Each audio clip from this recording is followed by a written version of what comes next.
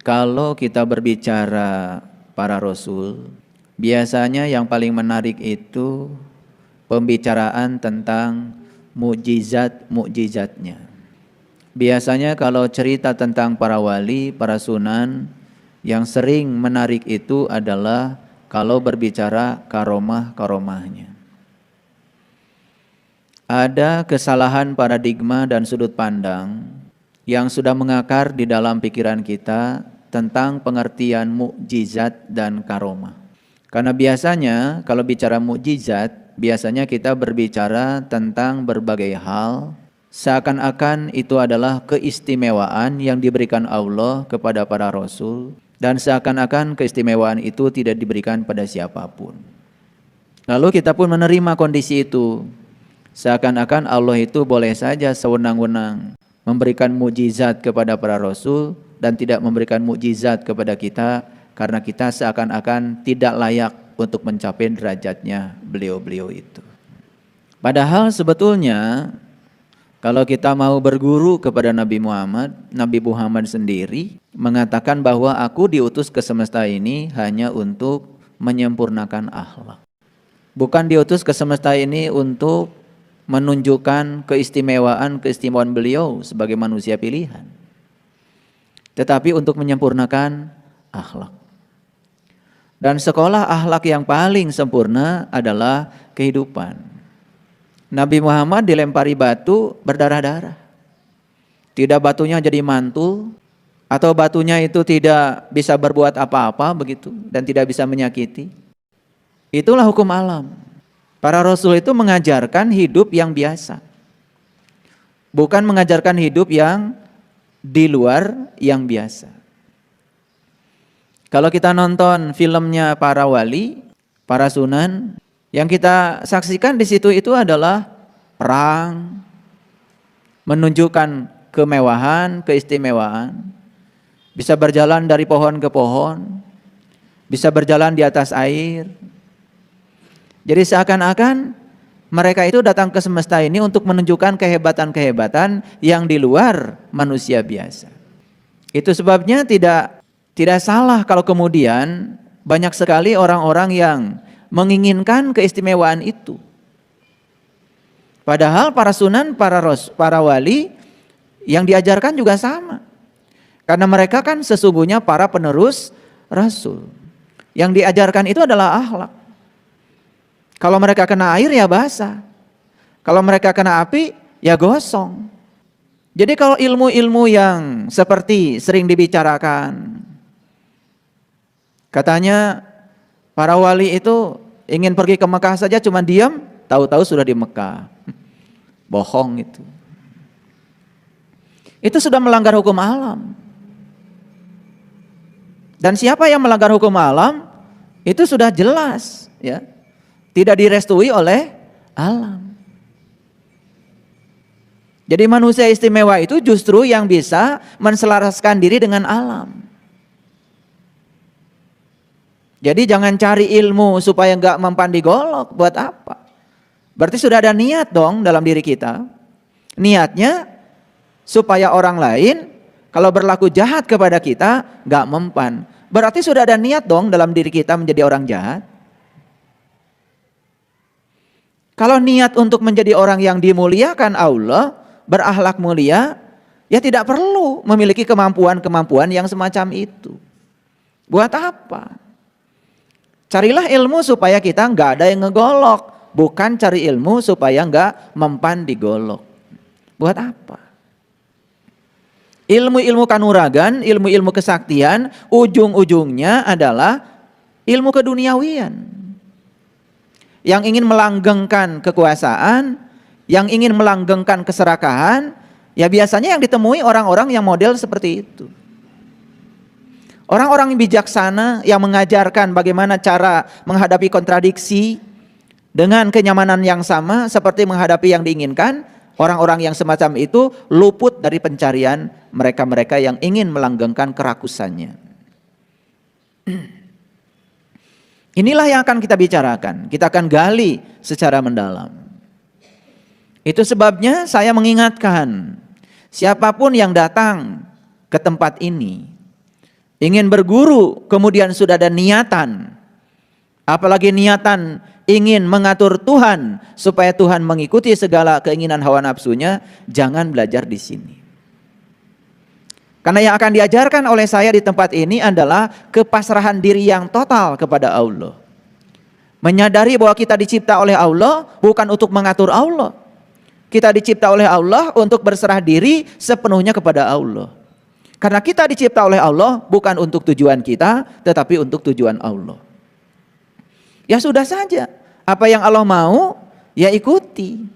Karena semua yang Allah mau pasti itu yang terbaik bagi kita. Sekalipun kita saat ini mungkin belum bisa menerimanya karena keterbatasan penglihatan dan pemikiran kita. Tapi Allah yang Maha Cinta tidak mungkin menjerumuskan hamba yang dicintainya. Karena kita dari kecil diajarkan benar salah, dari kecil diajarkan baik buruk, yang disebut dengan Tuhan biasanya yang dikaitkan dengan apa yang kita ingin. Begitu kita mendapatkan yang tidak kita ingin, kita menciptakan gagasan baru yang disebut dengan setan. Jadi gagasan Tuhan dan setan itu gagasan yang diciptakan oleh manusia. Sekali lagi, gagasan tentang Tuhan dan gagasan tentang setan itu yang diciptakan oleh manusia. Manusia sendiri yang menciptakan gagasan itu. Sesuatu yang nikmat disebut saja Tuhan.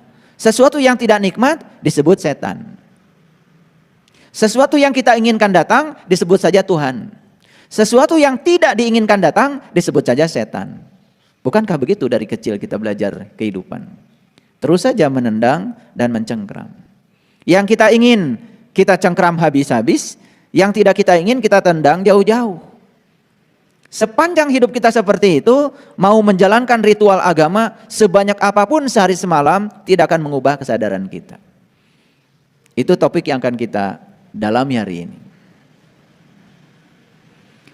Jadi sebetulnya apa sih yang disebut dengan karomah itu? Karomah itu dari kata karim. Karim itu mulia. Jadi karomah itu bukan kegaiban-kegaiban. Karomah itu bukan sesuatu yang di luar kebiasaan.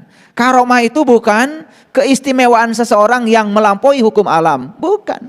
Karomah itu adalah kemuliaan yang dicapai oleh seseorang karena akhlaknya. Kebiasaan setiap orang, kalau ada yang jahat padanya, dia berlaku jahat yang sama. Orang yang diberi karomah, kalau orang jahat pada dia, dia membalas kejahatan dengan cinta, dengan kasih sayang. Itu karomah. Dari kata karim. Jadi karim itu adalah kemuliaan. Jadi siapa orang yang memiliki karomah adalah orang-orang yang akhlaknya memenuhi akhlaknya Allah yang maha mulia. Jadi orang yang memiliki karomah itu adalah orang yang sudah tahaluk bi akhlakillah. Husnul akhlak, dia memiliki akhlak yang sempurna. Nabi Muhammad itu tidak pernah terkenal ya dengan kesaktiannya, hampir tidak ada cerita dalam sejarah beliau. Dicaci maki oleh orang yang berbeda keyakinan sekalipun, beliau tetap saja menyuapinya, tetap saja berlaku baik kepadanya. Itu karomah. Jadi jangan-jangan kalian sudah dapat karomah itu. Cuman karena kita salah persepsi, menganggap karomah itu adalah sesuatu yang di luar kewajaran, lalu kalian menjadi rendah hati, seakan-akan tidak punya keistimewaan. Ada murid saya dikasih doa sama saya. Setelah dikasih doa diamalkan. Datang suatu saat kepada saya. Apakah saya bisa mematangkan telur katanya dengan doa ini? Mematangkan telur ya pakai kompor. Jadi itu pertanyaan sudah terpengaruh oleh paradigma yang keliru. Dikiranya saya mengajarkan yang semacam itu. Saya pernah bergurau, kalau kamu tidak punya saldo, ya kamu harus punya ilmu memindahkan uang dari rekening orang ke rekening kamu. Dipahaminya itu gaib. Tiba-tiba uang dari rekening orang pindah. Itu enggak belajar dengan saya dengan cermat. Padahal yang saya maksud, cobalah, kamu datang ke orang itu, siapa tahu sedang pegel-pegel. Kamu punya keahlian mijit, tawarkan. Bapak, ibu yang punya uang, Barangkali Bapak Ibu punya jasa saya sekarang sudah belajar mijit ya, akupressure, titik-titik cakra yang mana yang menyebabkan sakit saya bisa alirkan lagi darahnya supaya ngalir dengan deras. Ya sudah mijit, begitu mijit maka uang dari rekening orang pindah ke rekening kita. Jadi saya tidak mengajarkan kegaiban. Banyak yang salah tangkap memahami kata-kata saya. Dikiranya saya bisa memindahkan uang dari rekening orang ke rekening kita. Itu penjahat.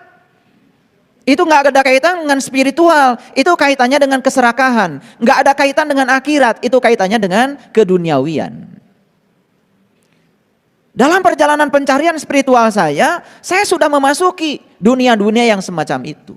Tawaran-tawaran kesaktian, tawaran-tawaran kanuragan, sudah lewat. Dan saya tidak menginginkannya. Datanglah benda-benda yang macam-macam ya. Kalau pegang benda ini, maka rambut pun dipotong tidak mempan. Udah lewat yang kayak gitu-gitu, semuanya bohong. Semuanya tipuan. Jadi kalau kalian ingin disebut orang mulia, dapatkan karomah, kemuliaan. Kemuliaan itu adalah berakhlak mulia. Kalau kamu ingin dicintai orang, ya cintai orang. Kalau kamu ingin diperlakukan baik sama orang, yang berlaku baik kepada orang. Itu karomah. Paham ya? Jadi kalau cerita film wali, yang isinya terbang dari pohon ke pohon, itu bohong. Waliullah itu artinya teman-teman Allah. Teman-temannya Allah adalah mereka yang pasrah total kepada Allah, yang siap mengikuti amarnya Allah, siap mengikuti perintahnya Allah. Itu namanya waliullah. Dan orang-orang yang punya ilmu kanuragan, kesaktian adalah orang-orang yang tidak siap mengikuti perintahnya Allah. Dia tidak siap, hartanya hilang, maka dia langgengkan hartanya dengan menggunakan ilmu-ilmu kanuragan. Berarti dia sedang melawan keinginan Allah. Itu bukan karomah. Paham? Nah, ini supaya ngerti. Karena banyak yang salah paham. Kalau ziarah wali yang diceritakan biasanya ya, kesaktian-kesaktian wali. Dan kalau kita berziarah ke sana seakan-akan kita ingin mendapatkan kesaktian itu. Kan itu keliru tujuannya. Sudah dijelaskan oleh saya bahwa waliullah, wali itu bahasa Arab artinya teman, waliullah berarti teman-temannya Allah. Tahu temannya Allah siapa? Ya temannya Allah, ya sahabatnya Allah. Sahabatnya Allah yang setiap saat siap menjadi kepanjangan tangan Allah untuk menyampaikan cinta kasihnya Allah. Itu yang disebut dengan orang sudah mendapatkan karomah. Paham ya? Nah ini diluruskan dulu nih. Nah biasanya kalau kita cerita mujizat, mujizat para rasul. Nabi Muhammad bisa mengeluarkan air dari jari-jari tangannya. Ditangkap secara mentah seperti itu. Nabi Ibrahim dibakar dengan api, enggak mempan. Akhirnya belajar ilmu-ilmu kanuragan supaya ketika dibakar api tidak gosong. Itu salah kaprah. Nabi Musa bisa membelah laut dengan tongkatnya, laut terbelah. Itu salah kaprah. Nabi Yunus ditelan ikan enggak mati, malah membaca la ilaha illa anta. Benar-benar ditelan ikan. Bahkan dicari ikan yang menelannya. Konon kabarnya kata orang-orang bohong, ikan yang menelan Nabi Yunus dulu masih ada katanya sekarang. Bagaimana Anda memastikan kalau ikan itu yang menelan Yunus? Ya kalau Yunus ditelan ikan, kemudian masih hidup melanggar hukum alam. Yunus ditelan ikan, ya pasti meninggal dong. Ngerti maksud saya? Nah, jadi saya mau cerita karomah dan mujizat yang berbeda dengan kebanyakan orang memikirkannya. Nabi Muhammad betul ya bisa mengeluarkan air dari jari-jari tangannya. Tapi air apa? Air itu adalah sumber kehidupan jasmani. Ada lagi sumber kehidupan ruhani. Karena Nabi Muhammad itu adalah seorang rasul yang mengajarkan ilmu ruhani, berarti yang dimaksud oleh beliau bukan air jasmani dong, air ruhani. Air ruhani disebutnya ma'ul hayat, air ruhani disebutnya cahaya. Cahaya di atas cahaya, itu yang disebut dengan sumber kehidupan. Jadi jari-jari tangannya bisa mengeluarkan cahaya. Tentu saja bukan seperti Batman, bukan seperti Iron Man, bisa mengeluarkan laser gitu, itu sulapan. Itu animasi. Masa seorang rasul diajarkan untuk mengajarkan sulapan? Nggak mungkin. Itu bahasa simbolik sebetulnya. Bisa mengeluarkan cahaya dari jari-jarinya, cari ilmu supaya jari-jari kita pun bisa mengeluarkan cahaya. Gitu. Disitulah perlunya seorang pewaris ilmunya rasul. Makanya rasul dengan nabi beda. Rasul itu orang yang dapat ilmu untuk dirinya dan boleh menyampaikan kepada yang lain. Itu rasul. Kalau nabi, orang yang dapat ilmu untuk dirinya tidak boleh menyampaikan kepada yang lain. Itu nabi. Kalau tidak boleh menyampaikan kepada yang lain, ya ilmu itu berarti hanya untuk dirinya sendiri. Itu yang disebut dengan etika ilmu. Ada yang dapat ilmu untuk dirinya sendiri, dipesankan tuh oleh guru. Ini ilmu buat kamu saja, jangan kamu sampaikan kepada yang lain yang tidak berhak untuk mendapatkannya. Tapi ada juga orang yang diberi wewenang, ya, diberi hak bicara untuk menyampaikan itu kepada yang lain. Itu saja perbedaannya. Nah, pertanyaannya sekarang, ilmu apa yang dititipkan kepada para rasul? Ilmu apa coba? Nah, ini yang akan kita bahas hari ini. Tentu saja ilmu yang dititipkan kepada para rasul adalah ilmu-ilmu yang menyelamatkan. Bukan ilmu ecek-ecek, ilmu yang akan bisa menjadi syafaat. Nah, ini bicara syafaat lagi. Apa sih syafaat itu? Kebanyakan orang secara fiksi mengatakan syafaat itu nanti. Syafaat itu nanti. Datanglah para rasul kemudian memberikan syafaat, katanya pertolongan kepada kita. Kapan? Nanti. Syafaat itu bukan urusan nanti, syafaat itu urusan hari ini, urusan sekarang. Apa wujudnya syafaat? Wujudnya syafaat adalah ilmu. Ilmu yang bisa menyelamatkan kita hari ini. Kalau hari ini kita selamat, insya Allah besok selamat, lusa selamat, terus selamat. Makanya ada seorang sahabat bertanya pada Rasul, "Ya Rasulullah, aku bahagia hidup sejaman dengan engkau dan aku mendapatkan ilmu langsung dari tanganmu." Apa jawaban Rasul? Lebih bahagia lagi umatku yang tidak hidup sejaman dengan aku, tetapi mereka masih dapat ilmuku dari para pewarisku. Lalu sahabat bertanya, siapa ya Rasulullah yang berhak mewarisi ilmu engkau? Rasulullah mengatakan, al-ulama warasatul anbiya. Jadi ulama itu adalah mereka yang mewarisi ilmunya Nabi. Paham ya? Oke. Nah, sekarang pertanyaannya, apa sih ilmunya para rasul itu? Ini yang jarang dibahas. Jadi kita mengira seakan-akan ilmunya para rasul itu adalah mukjizat tadi. Mukjizat tadi itu sebetulnya secara prinsip bukanlah sebuah keistimewaan yang diberikan kepada beliau dan tidak diberikan kepada yang lain, tetapi tugas utama. Jadi mukjizat yang sebenarnya adalah tugas utama. Nah, pertanyaannya sekarang, apa sih tugas utamanya para rasul? Itu diabadikan di dalam kitab suci. Nah, supaya saya tidak berpersepsi, saya akan munculkan dulu ayatnya. Mari kita lihat Quran surat Ali Imran ayat 49. Nah, bagi yang sudah akrab dengan ayat ini, gak apa-apa. Nanti ada lapisan-lapisan terdalamnya yang akan saya bongkar hari ini. Nah, di ayat ini yang paling utama adalah ini, perhatikan ya. Wa rasulan ila bani Israel. Ada dua kata di sini, perhatikan. Pertama rasul, yang kedua bani Israel. Wa rasulan, dan rasul, ila itu artinya datang. Ila itu artinya berjumpa. Ila itu artinya bertemu. Jangan mengartikan setiap kata dalam Quran dengan bahasa kamus. Harus menggunakan bahasa gramatikal, bahasa konteks.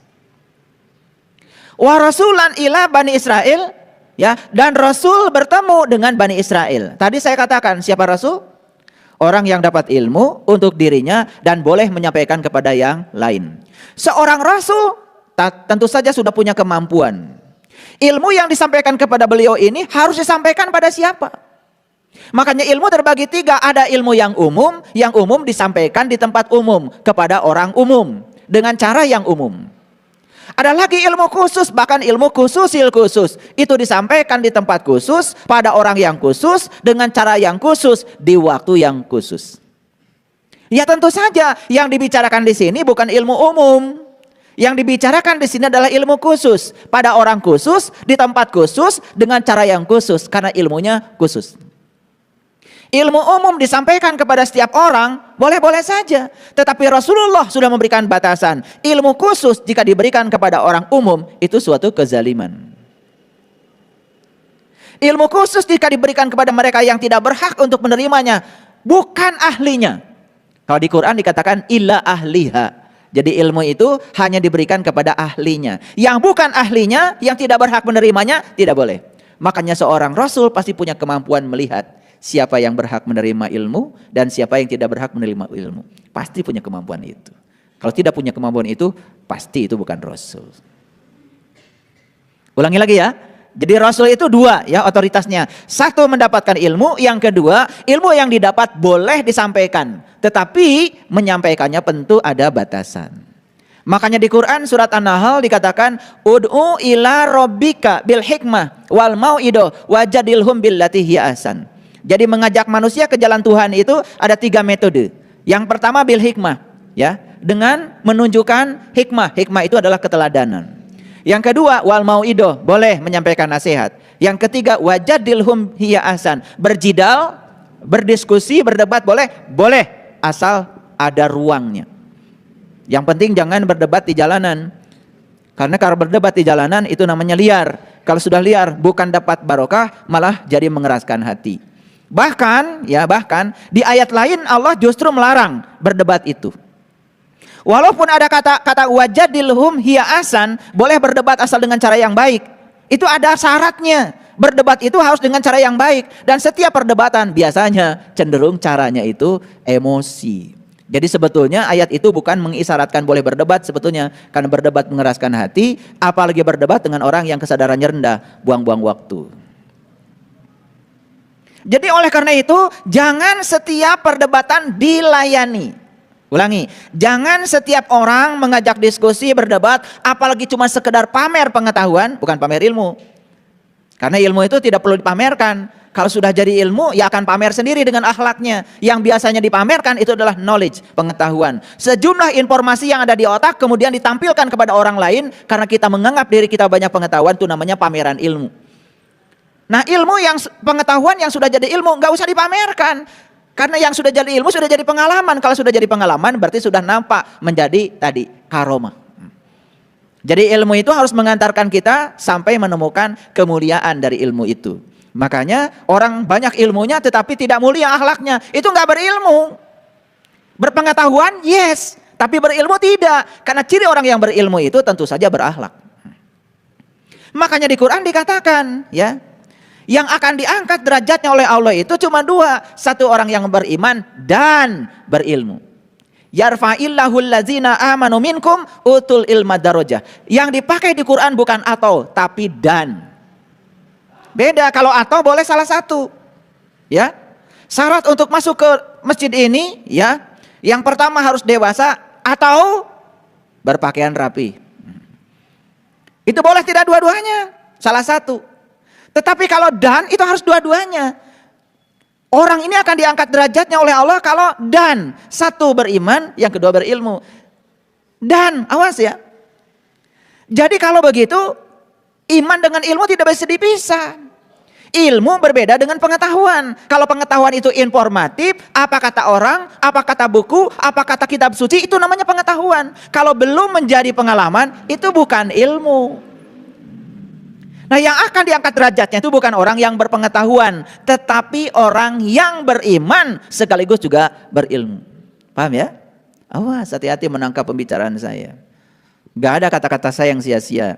Saya coba menggunakan setiap kata seefektif dan seefisien mungkin supaya tidak banyak ya kata-kata. Sebetulnya saya kan berulang kali mengatakan, saya ini tidak mau berkata-kata. Karena berbicara itu selalu rugi dibandingkan dengan yang mendengar. Orang yang berbicara itu adalah mengulang-ulang yang dia tahu. Tapi orang yang mendengar pasti ada inspirasi baru yang dia belum tahu. Makanya untungan kalian yang dengar daripada saya yang bicara. Iya, kalau ditanya siapa yang paling untung di ruangan ini, ya kalian yang dengar. Siapa yang paling rugi? Ya saya. Untung saja saya tahu ilmunya supaya saya nggak rugi. Makanya saya tidak mengulang-ulang yang saya tahu. Karena yang saya bicarakan sekarang bukan mengulang yang saya tahu, tapi aliran pengetahuan dari semesta yang sedang dihadirkan kepada saya. Jadi sebenarnya saya ini sedang mendengar saya. Saya sekarang sedang mendengarkan saya. Karena saya juga tidak punya judul datang ke tempat ini. Saya cuma judulnya subhanaka la ilma lana illa ma 'allamtana innaka antal alimul hakim. Itu saja ilmu saya. Maha suci Engkau ya Allah, sungguh aku enggak tahu apa-apa kecuali Engkau yang memberitahu. Karena saya sudah memasrahkan diri kepada Allah, sekarang saya biarkan saya digunakan oleh semesta untuk mengalirkan pengetahuan. Jadi sebetulnya saya pun tidak rugi akhirnya. Nah, yang rugi itu yang ceramah pakai hafalan. Yang ceramah pakai hafalan, diapalkan dulu, baru diceramahkan. Rugi dia, kehilangan waktu. Karena dia hanya mengulang-ulang yang dia tahu. Tapi kalau saya sekarang bukan mengulang yang saya tahu. Bahkan saya pun awalnya tidak tahu nih yang sedang saya bicarakan. Saya sedang mendengar diri saya sendiri. Nggak tahu ini ngerti nggak kalian yang saya omongkan. Dari tadi kelihatannya mangut-mangut kan ini. Mangut itu ada dua. Kalau mangutnya kedalaman, gitu itu. Bahaya itu. Jadi kalau mangutnya gini ya, itu berarti ngerti ya. Tapi kalau mangutnya terlalu ke bawah, itu berbahaya.